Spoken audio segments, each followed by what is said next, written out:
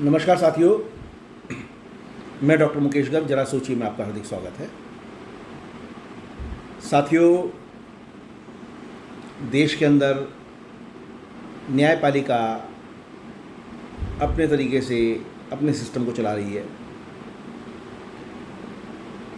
High court, supreme court, कोई भी जज जो है कितने भी बड़े भ्रष्टाचार में फंस जाए, लेकिन उसको देश के कानून से इतर कोई सज़ा नहीं दी जाती। इवन उसके खिलाफ कोई एफआईआर तक दर्ज नहीं कराई जाती। ऐसा इस देश के अंदर एक अनप्रेसिडेंटेड कानून बन चुका है। अभी पीछे होली पे देश के एक जज जो दिल्ली हाई कोर्ट में जज थे,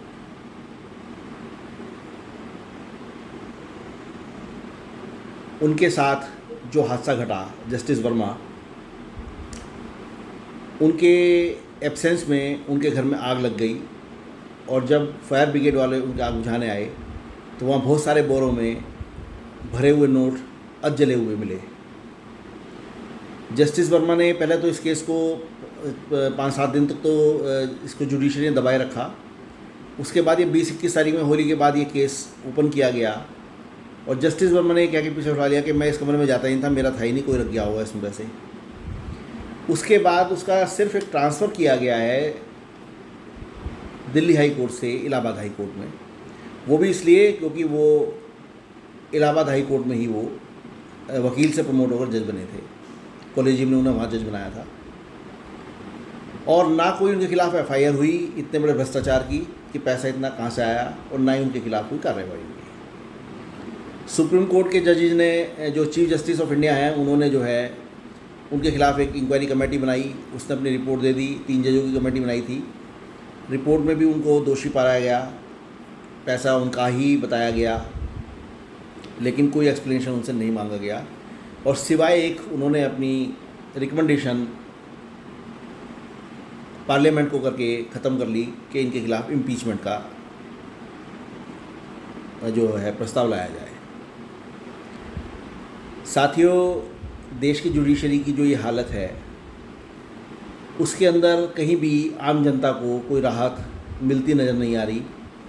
हर केस के अंदर किस तरीके से जजेस टैकल कर रहे हैं, किस तरीके से जनता को टैकल कर रहे हैं, इसके बारे में कुछ भी नहीं पता लगता है। और जस्टिस वर्मा तो एक एग्ज़ाम्पल हैं।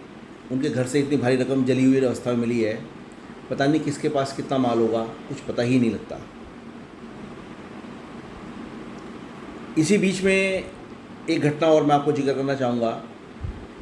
इलाहाबाद हाई कोर्ट के एक जस्टिस हैं, जस्टिस शेखर यादव। उन्होंने अभी कुछ दिन पहले एक व्यक्तिगत कार्यक्रम के अंदर देश के सनातनी जो सिस्टम है हमारा, सनातन धर्म का, उसके ऊपर अपने विचार रखे होंगे। वो विचार चूँकि हिंदू धर्म से संबंधित थे, तुरंत विपक्ष की नेताओं के बीच में चर्चा का विषय बन गए और उनको जो है आरएसएस से संबंधित करार दे दिया गया और मुस्लिम धर्म विरोधी उनको बताया गया। और उनके खिलाफ भी कांग्रेस पार्टी ने, उनके अदर विपक्षी दलों ने इम्पीचमेंट का नोटिस दे दिया गया। अब जब कोर्ट के अंदर इस चीज़ की बातचीत चली, उनसे इस्तीफ़ा मांगा गया, उन्होंने इस्तीफ़ा देने से मना कर दिया शेखर यादव ने, और कहा मैंने कुछ गलत नहीं कहा, मैंने तो सिर्फ अपने विचार किसी पर्सनल मैटर के ऊपर रखे, किसी धार्मिक मैटर पर रखे। वो विचार भी पर्सनल हो सकते हैं, उनके अंदर मैंने कोई अपना जुडिशरी का दुरुपयोग नहीं किया, ना ही मैंने उनका कहीं रेफरेंस लिया। अब वो बात धीरे धीरे चलते चलते चलते यहाँ तक पहुँच गई कि सुप्रीम कोर्ट उसको केस को जो है ख़त्म करना चाहता है और चाहता है कि इसके ऊपर कोई भी उनके अगेंस्ट केस ना बने और इम्पीचमेंट में उनके खिलाफ ना आए। लेकिन देश के बड़े वकील कपिल सिब्बल साहब और कांग्रेस पार्टी इसके अगेंस्ट खड़े हो गए हैं और वो चाहते हैं कि दोनों जजेस के खिलाफ इम्पीचमेंट केस आए तो वो साथ देंगे, अदरवाइज़ जस्टिस वर्मा भी छोड़ दिए जाएंगे। ये इस देश की जो सिस्टम है या इस देश की जो सोच है और हमारे विपक्षी दलों की जो सोच सरकार विरोधी बनी हुई है, वो ये नहीं चाहते कि देश के अंदर सनातन के बारे में कोई विचार करे, बात करे। कोई भी सरकारी पोस्ट पर बैठा हुआ व्यक्ति सनातन के ऊपर कोई अपने विचार रखे।